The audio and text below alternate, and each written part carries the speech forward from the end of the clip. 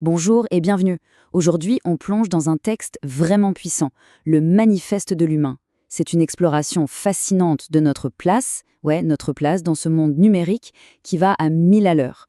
L'idée, c'est de voir ensemble comment retrouver un peu de sens dans tout ça. Allez, c'est parti. Waouh.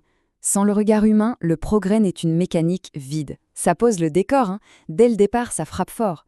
En une seule phrase, on a tout le dilemme de notre époque. D'un côté, une technologie incroyable qui avance sans cesse. Et de l'autre, ce besoin de sens, d'humanité. C'est vraiment ça le point de départ de toute la réflexion. Alors, le manifeste nous invite d'abord à explorer cette idée, ce concept de progrès vide. Mais qu'est-ce que ça veut dire au fond? Attention, il faut bien comprendre un truc ici. Le but, ce n'est pas du tout de dire que la technologie, c'est mal. Pas du tout. C'est plutôt un appel à remettre l'humain au centre du jeu. Parce que, soyons honnêtes, sans notre conscience, sans nos émotions pour leur donner vie, toutes ces inventions incroyables, elles restent des machines, des outils froids, sans véritable finalité. Et ça nous amène tout droit au cœur du problème, au grand conflit de notre temps. Le manifeste parle d'une véritable bataille, une bataille pour notre bien le plus précieux. Oui, une bataille pour notre attention. Pensez-y une seconde. Notre attention, c'est devenu le nouveau champ de bataille moderne. Chaque jour, en permanence, il y a des forces immoses qui se battent pour la capturer, pour l'orienter et bien sûr pour en tirer profit. L'enjeu est colossal. Parce que là où va notre attention, c'est là que va notre vie, tout simplement. Et dans cette bataille, le manifeste identifie trois grands antagonistes. On a d'abord, bien sûr, les géants du numérique, ensuite les contrôleurs des médias, et enfin les bâtisseurs de pouvoir. Allez, regardons ça d'un peu plus près. Les géants du numérique, leur mécanique est assez subtile mais redoutable. Toutes ces plateformes qu'on utilise au quotidien, elles sont pensées, designées pour une seule chose, capter notre temps, nos émotions, des bouts de nos vies. Et souvent, on leur cède tout ça sans même s'en apercevoir. Le point clé, c'est de réaliser que leurs objectifs ne sont pas les nôtres. Ensuite, les contrôleurs des médias. Là, on est sur un autre mécanisme tout aussi puissant. Le jeu, c'est de nous faire réagir, pas de nous faire comprendre. Ils agitent nos émotions, ils surfent sur le sensationnalisme, en nous baladant d'une urgence à l'autre, d'une indignation à la suivante, ils nous gardent dans un état de réaction permanente. C'est efficace pour eux, mais ça nous empêche de lever la tête et de vraiment analyser les choses. Et puis il y a cette troisième force, et la citation qu'il a décrite fait froid dans le dos. Le moyen le plus rapide de dominer un être humain, c'est de le faire haïr un autre être humain. C'est terrible, mais ça dit tout. Les bâtisseurs de pouvoir, eux, leur carburant, c'est la peur, la division. Ils nous donnent des ennemis sur un plateau, des vérités prêtes à l'emploi. Pourquoi? Pour court-circuiter notre conscience et nous manipuler. Bon, le tableau peut paraître un peu sombre, c'est vrai. Mais c'est là que le manifeste prend un virage super intéressant. Il ne nous abandonne pas dans ce constat. Au contraire, il nous ouvre une porte, il nous montre qu'il existe un autre chemin. Et si tout commençait par un choix conscient, de la part de chacun d'entre nous? Cette question, elle est fondamentale. C'est un appel à l'action individuelle. L'idée, c'est que le meilleur rempart contre toutes ces manipulations, c'est notre propre capacité à choisir, à décider activement où l'on met notre attention.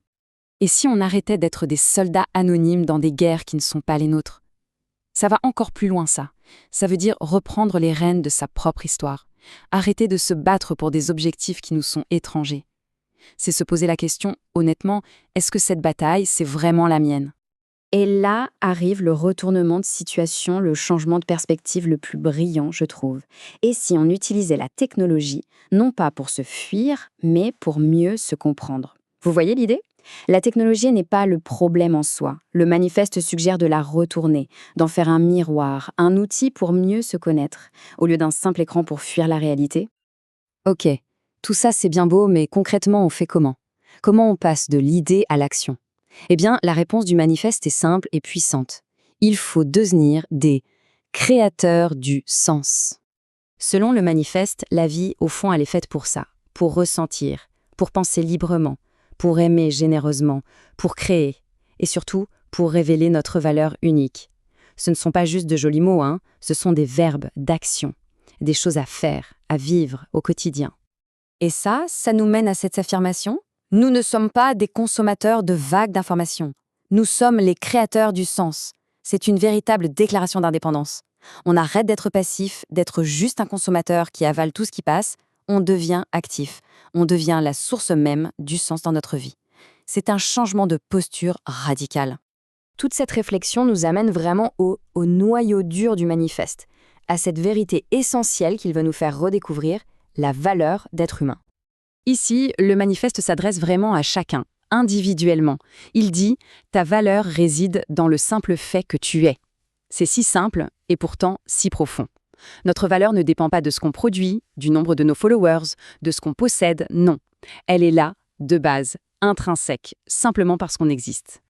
Et ça a une conséquence très concrète sur notre quotidien.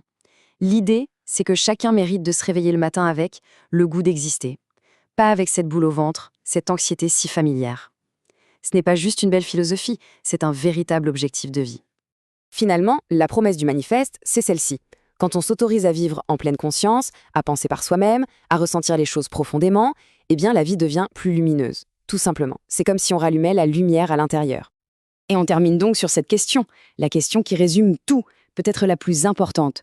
Où se dirige notre attention? Parce qu'au final, c'est là que tout se joue. Là où va notre attention collective, c'est là que se dessine l'avenir de l'humanité. Et ce choix, eh bien, il nous appartient.